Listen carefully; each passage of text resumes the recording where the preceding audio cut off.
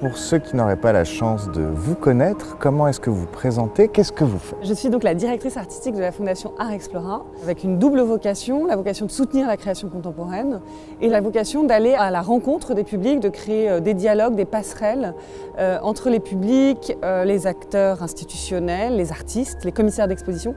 Donc c'est un projet purement collaboratif et avec une dimension d'itinérance, de rencontre, de créer des regards croisés entre les différentes disciplines aussi des pratiques artistiques. Alors mon rôle, il a effectivement pas mal différentes missions, on va dire. Déjà, la partie de résidence d'artistes, donc dans ce soutien aux artistes, soutien à la création contemporaine, on a un programme de résidence d'artistes où on soutient une vingtaine d'artistes chaque année à Paris, à Montmartre, en collaboration avec la Cité des Arts, avec des artistes très installés, des artistes beaucoup plus émergents. Donc on crée des dialogues aussi entre les générations, les horizons géographiques. On a une dimension vraiment internationale aussi et on va développer ce programme de résidence d'artistes fin de l'année, fin 2023, début 2024, à Tirana. Et de pouvoir créer des communautés d'artistes qu'on soutient à travers nos différents projets, que ce soit ce programme de résidence, mais aussi les programmes qu'on développe, c'est-à-dire ici des programmations artistiques au Hangar Y, on va en parler plus en détail, mais aussi à travers nos projets itinérants, donc qui va à la rencontre de différents publics dans différents pays, et notamment le grand projet sur lequel on travaille de bateau-musée, qui sera inauguré à partir du mois d'octobre en 2023 à Marseille, et qui prendra la mer pendant 2 ans en Méditerranée.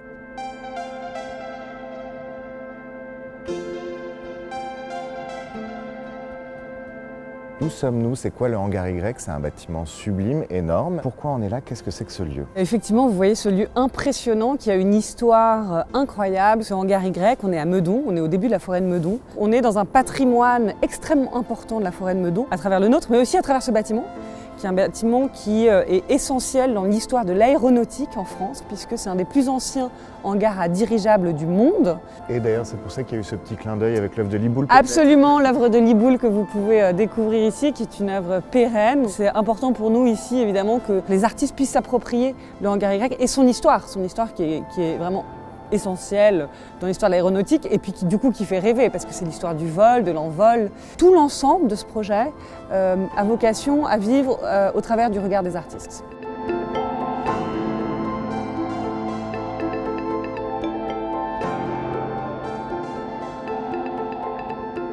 On sera ici dans des expositions temporaires, 2 expositions par an, qui ont pour vocation d'avoir des thématiques assez universelles, mais aussi scientifiques, parce que Meudon est un berceau scientifique extrêmement important. La première exposition se doit d'être une référence à l'histoire du bâtiment. Il y a énormément de choses qui ont été faites par les artistes qui sont justement fascinés par le vol.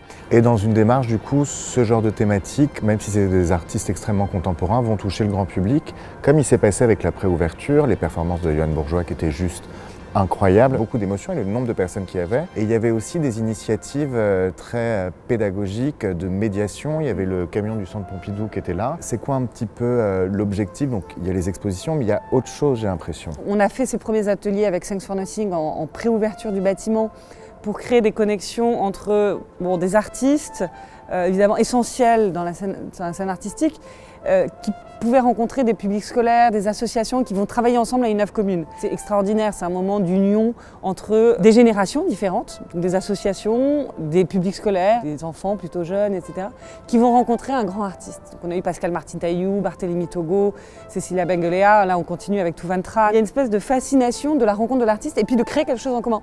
Donc en fait, que le public ne soit pas forcément que spectateur, mais aussi acteur. Et en même temps, qui vont créer cet effet d'étonnement et de féerie.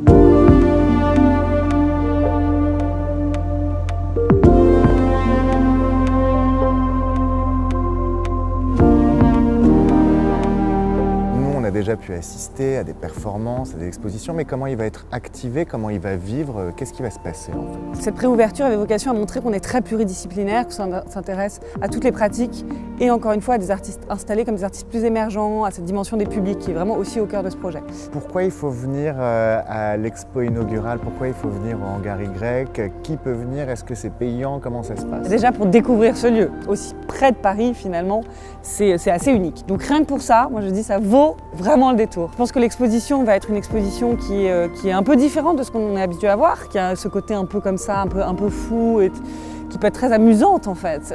Et en même temps, on apprend beaucoup de choses, parce qu'on apprend beaucoup de choses sur l'histoire de l'aéronautique à travers les archives, etc. Donc, toute la collection du musée de l'air Bourget, elle est extraordinaire en fait, d'objets fascinants, etc. Donc, il y a quelque chose qui est très fascinant par rapport à ça. À travers voilà, tout type de médiums qui seront présentés ici dès l'inauguration en mars 23.